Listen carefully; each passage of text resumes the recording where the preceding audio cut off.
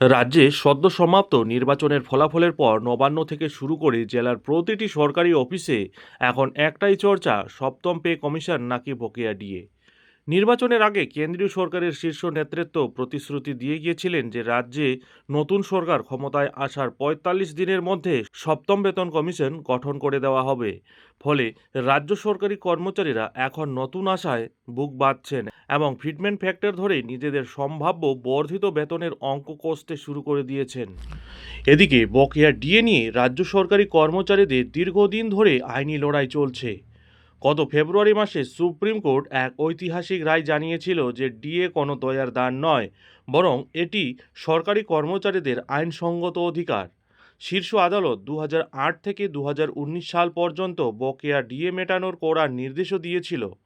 ৬ মে supreme কোর্টের বিশেষ বেঞ্চে এই মামলার পরবর্তী শুনানির দিন ধার্য ছিল, কিন্তু সূত্র মারফত জানা যাচ্ছে শুনানির ঠিক আগের দিন রাজ্যের তরফ থেকে সময় চেয়ে আরও ৩ সপ্তাহ পিছিয়ে দেওয়ার আনুষ্ঠানিকভাবে আবেদন জানানো হয়েছে।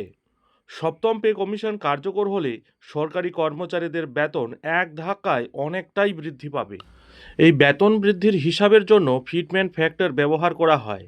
এটি মূলত একটি গুণক বা মাল্টিপ্লায়ার, যার সাহায্যে খুব সহজেই সমস্ত স্তরের সরকারি কর্মচারীদের নতুন বেতনের কাঠামো তৈরি করা সম্ভব। সর্বভারতীয় মূল্যসূচকের ওপর ভিত্তি করে এই গুণক নির্ধারণ হয়।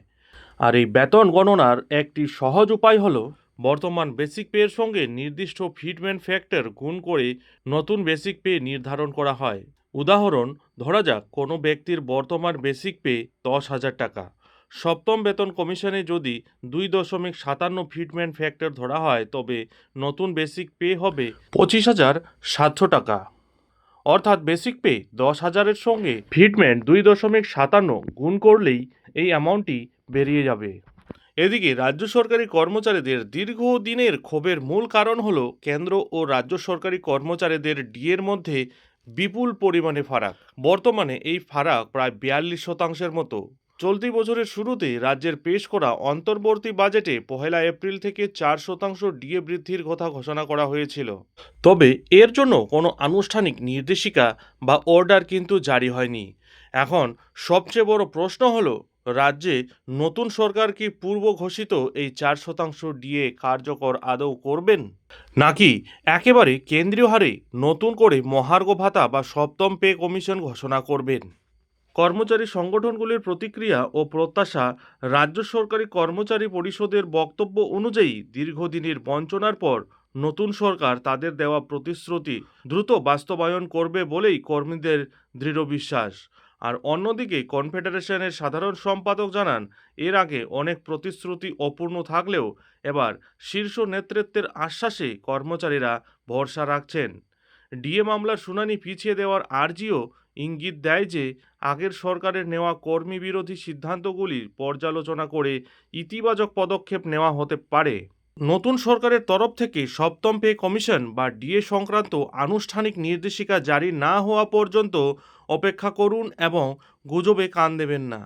নিজেদের বর্তমান পে কমিশন এবং অন্যান্য ভাতার সঠিক হিসাব রাখুন, যাতে পে কমিশন কার্যকর হলে নিজেই ফিটমেন্ট ফ্যাক্টর দিয়ে নতুন বেতনের হিসাব মিলিয়ে নিতে পারেন। তাছাড়া সুপ্রিম কোর্টের আগামী শুনানির তারিখ ও রায়ের দিকে কড়া নজর রাখুন, কারণ দীর্ঘদিন ধরে বকেয়া ডিএর ভবিষ্যৎ সম্পূর্ণভাবে এর ওপরই নির্ভরশীল। এখন দেখার বিষয় হলো আগামী শুনানিতে আদৌ কি রাজ্য সরকারি কর্মচারীদের বকেয়া ডিএ নিয়ে কোনো নতুন পদক্ষেপ নেবে রাজ্যের নবনির্বাচিত রাজ্য সরকার। নজর থাকবে সেদিকে। যাই হোক, এখন এখানেই শেষ করছি। এই ধরনের পরবর্তী লেটেস্ট আপডেটের জন্য অবশ্যই চ্যানেলে চোখ রাখুন।